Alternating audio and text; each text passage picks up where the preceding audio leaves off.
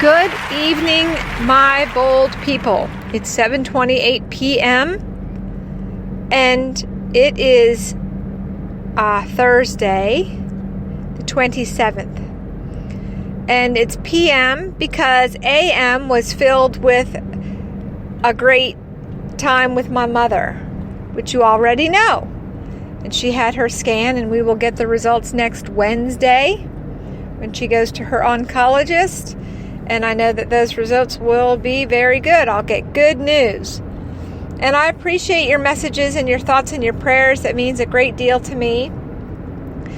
And I wanted to chat with you today, not necessarily about a bold law, but I just wanted to talk with you about an example that Jessica Giuliano set today. She didn't even know she did it. You're awesome, Jess. We were at the office and Jessie came over with her listing presentation, which I'm totally impressed because she's getting it done and it looked really wonderful. But what was really the most powerful thing about the whole experience is that she had a small little glitch with the software she was using to create the document. And it did something where it messed up the font and the alignment, etc., and there was no real accounting for how it was happening. And it appeared to be fine when she looked at it in the software, and then when she turned it into a PDF, it would change it. And golly, that is so frustrating. I've used the same software and the same thing has happened to me, and there's no real apparent reason for it. And what I have chosen to do is sit there and bang my head up against the wall and try every single thing to try to make it work, ultimately to find out that it wasn't going to work, and spending a lot of time. I've spent hours in those situations and then trying to sort of fit everything together in a different way to make it look right, and really literally hours. And Jessie was just so full of grace. She just said, well, this isn't working, it's frustrating, and I'm done with it. I'm going to go on with my day. And I thought that was such a fantastic example because she just did her very best, and when things were not working, she didn't let it ruin her day, and she didn't obsess over it. She let it go, and she did whatever else she needed to do. And I think that's so important. It's so important for us with everything to just do your best and give it your all.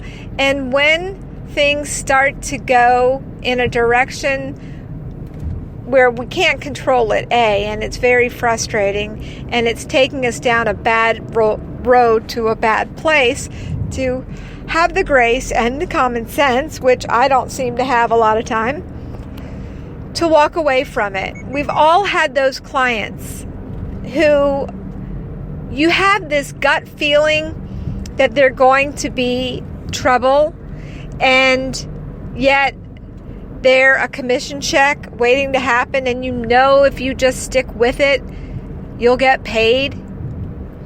And we've all had those times when we feel like it doesn't matter how much I'm getting paid, this is not worth it, but we do it anyway. I've recently had a client like that, the one that I told you about, where I learned to set better expectations. And sometimes we just need to say, I'm going to do my best, and if things are not lining up, I'm going to take a step back, reevaluate, and do something different. And if that means walking away, it means walking away. And so, Jessie, I want to say thank you so much for that example, and I am intending to follow your lead. That listing presentation that I shared with you today, Jessie, is the culmination of many hours, and I'm still not getting the formatting right. So today I walked away from it. Thank you, Jessie. I also wanted to tell you that and I was listening to a podcast, one of those Zig Ziglar show podcasts, which are really great. You all should look into it.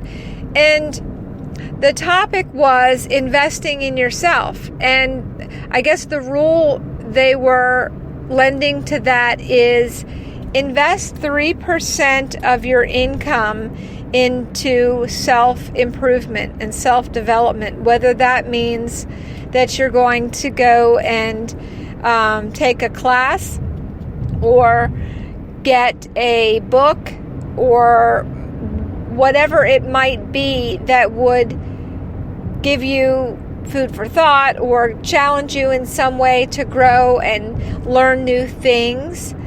And then when you read the book, to invest in that process. When you take the class, invest in that process. Don't just read the book or buy the book or spend the money for the class, aka bold. You have to actually invest yourself into it in order for it to really make an impact on your life and make a difference. So I'm really excited that all of you have taken this step to invest in yourselves. And I really am I am really, I can't intend for you to do something. I can trust, there we go. I can trust that you are investing yourself into this process, into this class.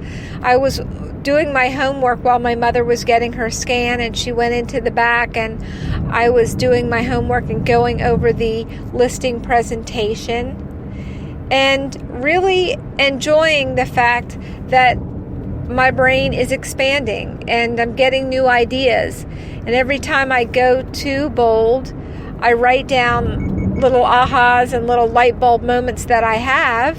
And that's how we grow. That's how it all comes about, and we get more done. We get more business, and we have a better life altogether. So that's it, guys. I'm almost home. It's now 7:36. I've been talking for 7 minutes and 9 seconds and counting. Too long, I guess. Though I'll send this message along. I hope you have enjoyed it. I trust you have enjoyed it. I really think you guys are phenomenal, beautiful, wonderful people, and I am so excited to see you again on Tuesday. We are going to rock the flippin' house with our numbers. I just know it. We're going to come in there, and Coach Kate, is going to stop in her tracks and say, "Oh my gosh, that is awesome." So I'm looking forward to that, and I will talk with you later.